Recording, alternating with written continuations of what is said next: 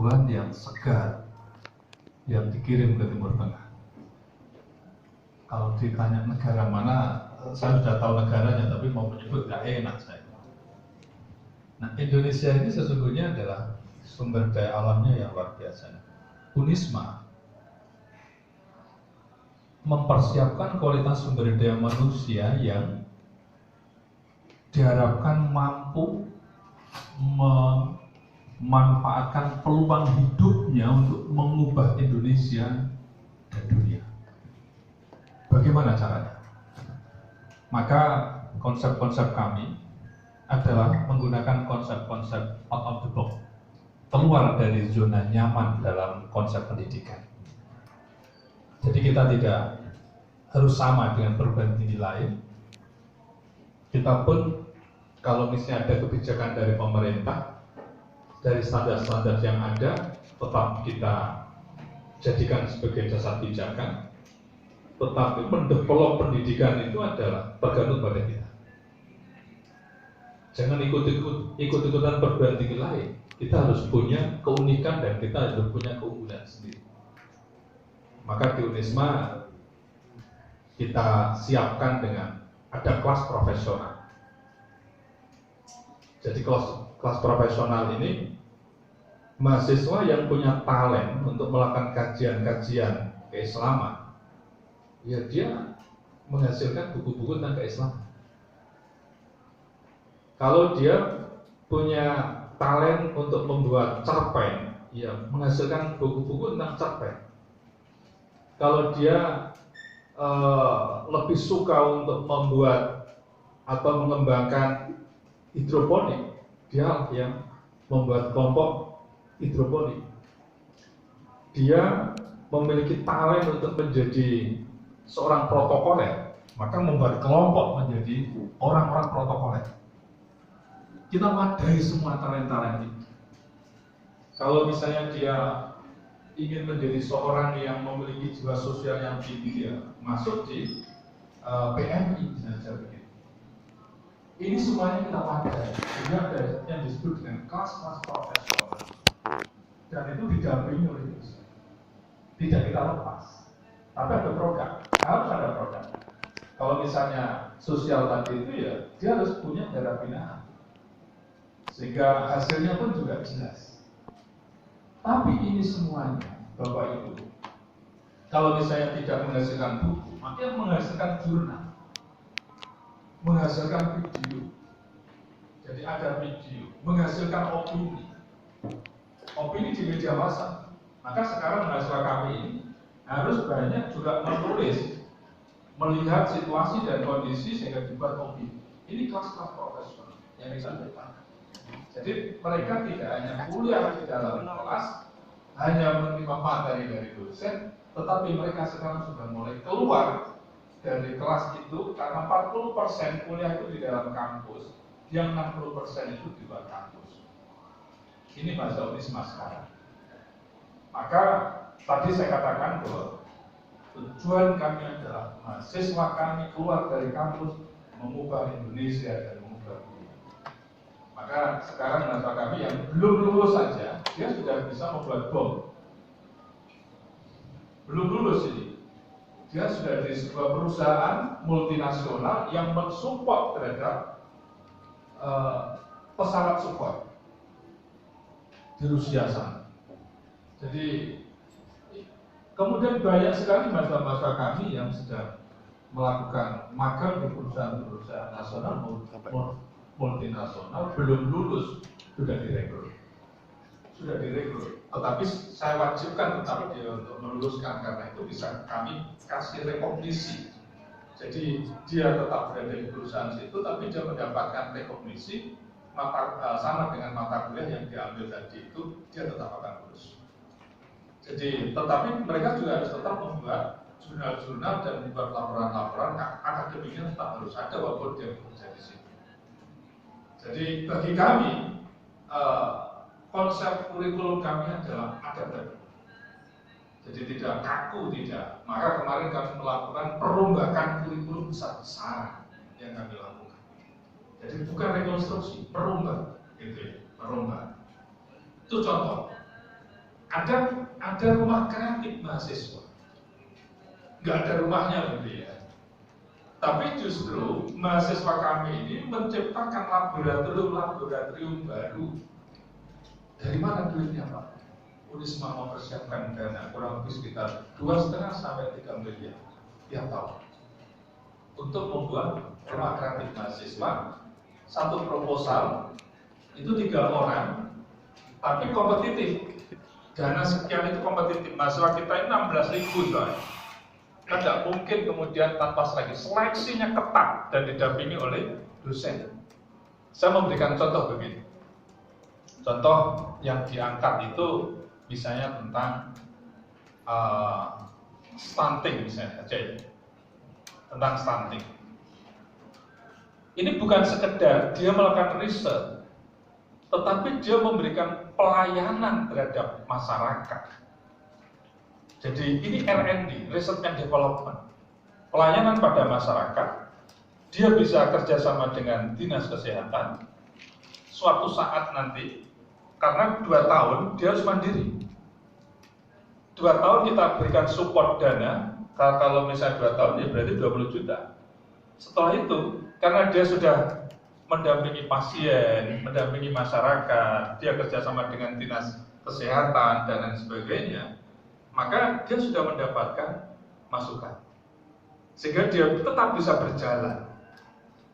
Dan ini sustainable ini. Pada saat dia lulus, generasi berikutnya yang melanjutkan.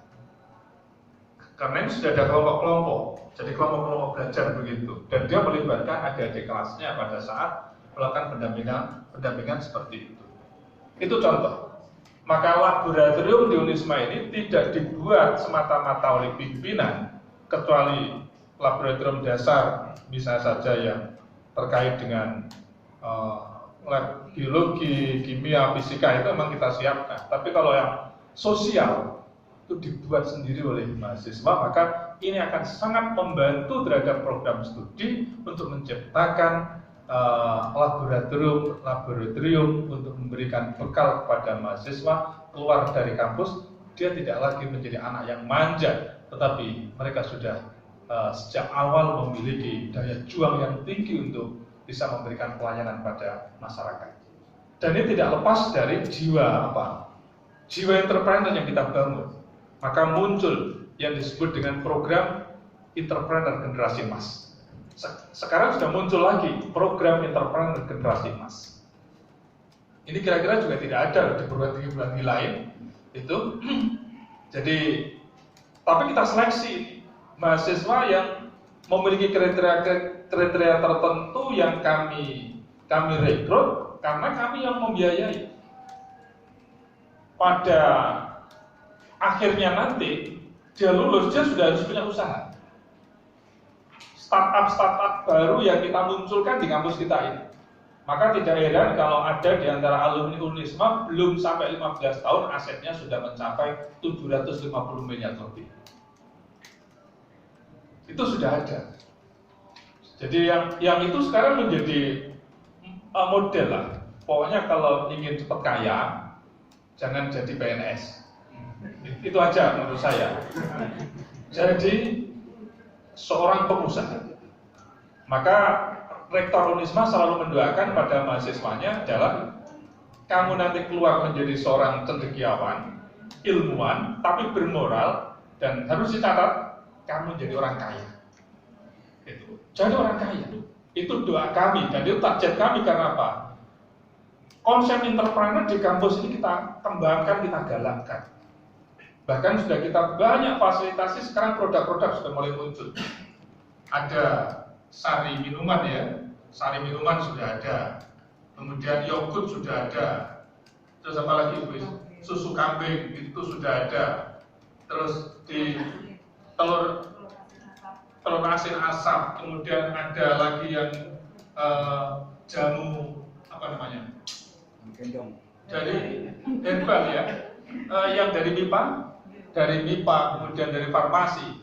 Sekarang ini memang sedang kita galakkan untuk hilirisasi hasil-hasil riset maupun hasil-hasil pengabdian pada masyarakat yang mimpi kami 2-3 tahun yang akan datang, produksi di berbagai macam perusahaan ini adalah hasil temuan-temuan dari dosen dan mahasiswa Unisma yang akan nanti banyak menghiasi di perusahaan-perusahaan besar. Karena kita galakkan itu.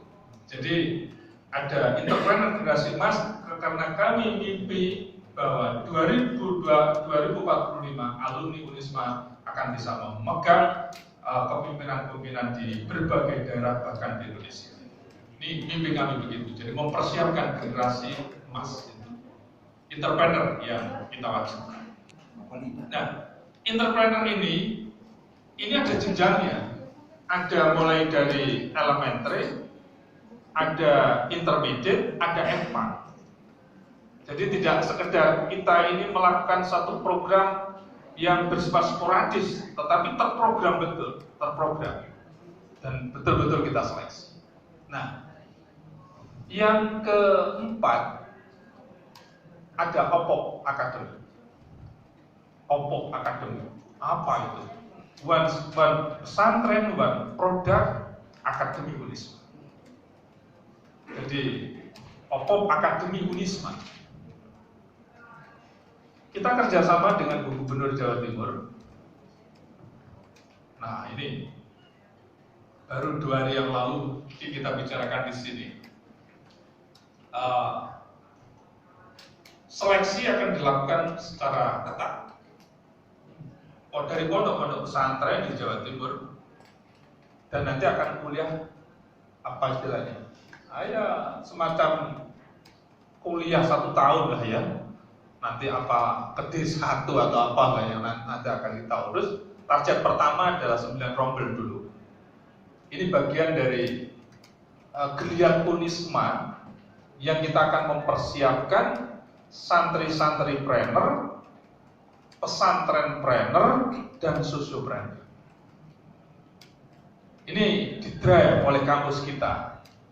Dan kita sudah akan melibatkan dosen-dosen kita, praktisi, yang sekarang mereka sudah punya perusahaan mesin. Dia punya real estate. Dia punya rumah makan, dia punya lembaga pendidikan. Jiwa-jiwa entrepreneur itu sudah dimiliki oleh dosen-dosen kami, yang dialah yang nanti akan melatih mereka. Dengan komposisi 25% pertemuan FGD dan 75% mereka harus magang di berbagai tempat dunia usaha dan dunia industri yang saya sebutkan tadi. Tapi ada target keluarnya adalah ada produk. Apa produknya? Usaha yang dikembangkan oleh santripreneur tadi itu.